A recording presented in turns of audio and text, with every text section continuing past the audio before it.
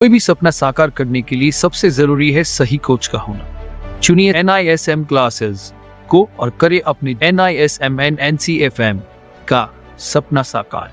Download the app now. Hello friends, welcome back to our channel.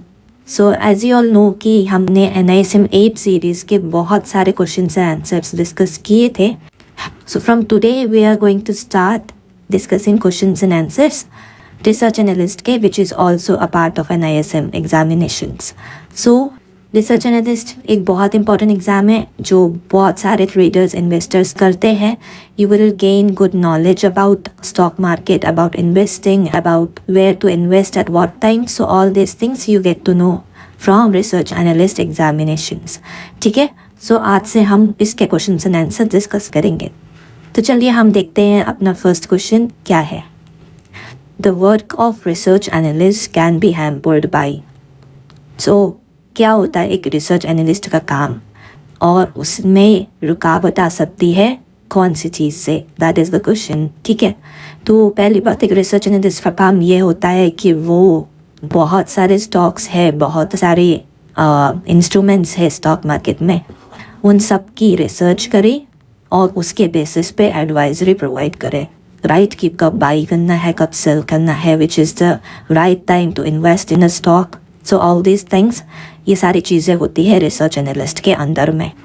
तो question में पूछ रहा है कि ऐसी कौन सी चीज़ है जो हैम्पर करेगा उसका काम, मतलब ऐसी कौन सी चीज़ है जो रुकावट पैदा करेगा उसके काम में, इन बेसिक टर्म्स। ठीक है, तो देखिए ऑप्शंस में क्या क्या है हमारे पास। Lots of unnecessary and irrelevant information, ये चीज़ है।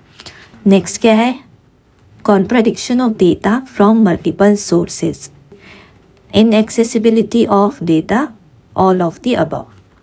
तो देखिए जब रिसर्च एनालिस्ट किसी स्टॉक पे रिसर्च कर रहा है, किसी स्टॉक पे, उसको उसके फाइनेंशियल्स देखने हैं, उसको उसके पास्ट परफॉर्मेंस, कैसा परफॉर्म किया उस स्टॉक ने पहले, वो सब चीज़ें देखनी पड़ेगी। तो they will require lot of information. उनको वहाँ के वेबसाइट पर जाना पड़ेगा और बहुत सारा डेटा निकालना पड़ेगा ताकि वो एक अच्छे से रिसर्च कर पाए उस कंपनी, इस पर्टिकुलर कंपनी के बारे में। ठीक है, तो अगर अननेसेसरी और इररिलेवेंट इंफॉर्मेशन उसको मिलेगी तो ऑब्वियसली उसका जो काम है वो रुकेगा, वो डिले होगा। ठीक है, तो सबसे पहली चीज़ तो अननेसेसरी और इररिलेवेंट इंफॉर्मेशन को निकालना। Next thing is contradiction of data from multiple sources.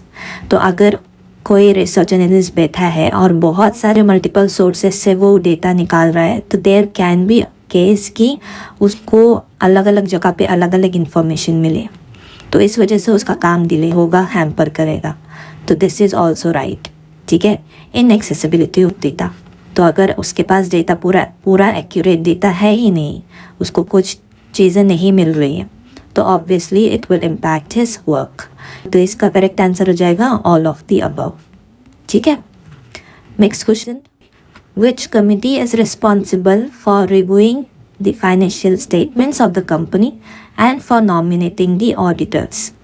तो हर चीज़ के लिए एक अलग अलग कमेटी बनाई गई है।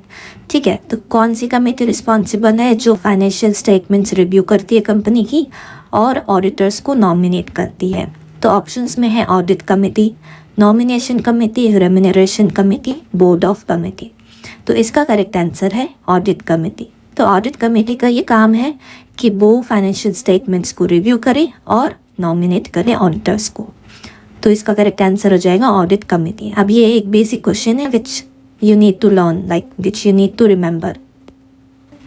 नेक्स्ट क्वेश्चन है, the views mentioned in research report should be consistent with the views of individual research analyst publishing the report, views of the research entity chief person, views of the research entity and views of compliance team। तो देखिए जो भी research report निकाल रहा है एक research analyst, तो उसमें कंसिस्टेंट होना चाहिए हर एक इंडिविजुअल रिसर्च एनालिस्ट की जो पब्लिश कर रहा है रिपोर्ट। तो ऐसा नहीं है कि कोई एक ही रिसर्च एनालिस्ट है जो बैठ के पूरी कंपनी पे इन्वेस्टिगेट कर रहा है और रिपोर्ट पब्लिश कर रहा है। There are multiple research analyst. ठीक है, तो हर एक का कंसेंट होना, हर एक का अप्रूवल उस रिसर्च रिपोर्ट पे बहुत ज़रूरी है, तब जाके उसको अप्रूव करेंगे। ठीक है, तो इसका अगर आप एक्सप्लेनेशन देखेंगे एज पर सेबी भी कहता है कि रिसर्च एनालिस्ट और research entity shall not issue a research report that is not consistent with the views of individual employed as a research analyst regarding a subject company. So with everyone's consent only they can publish the research report. ठीक है? Which of these can be considered as threat in SWOT analysis of a company? SWOT analysis क्या होता है? अब SWOT analysis का मैं आपको basic में बता देती हूँ। इसका फुल फॉर्म है स्ट्रेंथ, वीकनेस, अपॉर्चुनिटीज, थ्रेट्स। ठीक है, तो हर एक कंपनी का जब रिसर्च किया जाता है तो उनका स्वॉट एनालिसिस किया जाता है कि इस कंपनी की स्ट्रेंथ क्या है, वीकनेस क्या है, इनको अपॉर्चुनिटीज़ क्या क्या है और थ्रेट्स कहाँ से है। ठीक है, तो बेसिकली जो थ्रेट्स होता है that is from the external sources. ठीक है, जो भी एक्सटर्नल सोर्सेज है उनके वह तरफ से कुछ भी आने वाली चीज़ which is not good for the company will be threat. ठीक है, तो यहाँ पे क्वेश्चन में पूछ रहे हैं Which of these can be considered as threat in SWOT analysis? तो ऑप्शंस में क्या क्या है? The patents held by the company are expiring. This is internal control, मतलब ये तो कंपनी लाइसेंस लेके वापस से उसको रिन्यू करवा सकती है, right? Financial position of the company is very weak. That is also not threat. No succession planning in the company. वो भी threat नहीं है. Pressure on government to ban the company's products.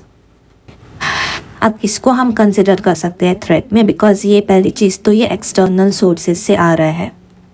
ठीक है, ये कोई इंटरनल सोर्सेज नहीं है, इसमें हम कंपनी अपना जोर नहीं चला सकते बिकॉज इट इज़ गवर्नमेंट का डिसीजन। ठीक है, तो ये चीज़ एक थ्रेट में आती है, तो इसीलिए इसका करेक्ट आंसर